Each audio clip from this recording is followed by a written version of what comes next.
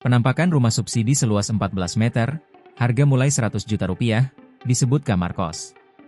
Setelah ditinjau langsung oleh Menteri Perumahan dan Kawasan Permukiman, PKP, Marwarar Sirait, kini giliran warganet yang ramai menyoroti contoh rumah subsidi besutan Lipo Group di wilayah kota Jakarta.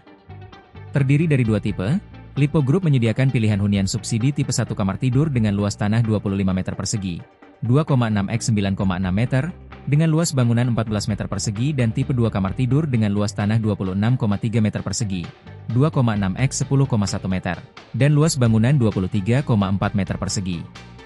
Dilansir melalui unggahan akun Instagram Biasalah Anak Muda Sabtu, 14 Juni 2025, penampakan rumah subsidi dengan harga yang dibanderol mulai dari 100 juta rupiah itu justru ramai disebut memiliki penampakan mirip kamar kos. Bukan tanpa alasan, terlihat dari mock-up yang dipasang di lobi Nobuban Plaza Semanggi itu rumah subsidi yang dihadirkan memiliki ukuran terbilang kecil apalagi jika dihuni oleh satu keluarga.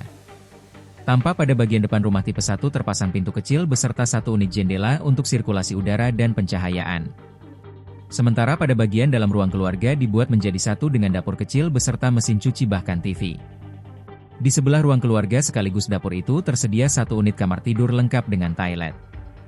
Pada rumah tipe 1 itu hanya terdapat dua ruangan yakni kamar tidur dan ruang keluarga.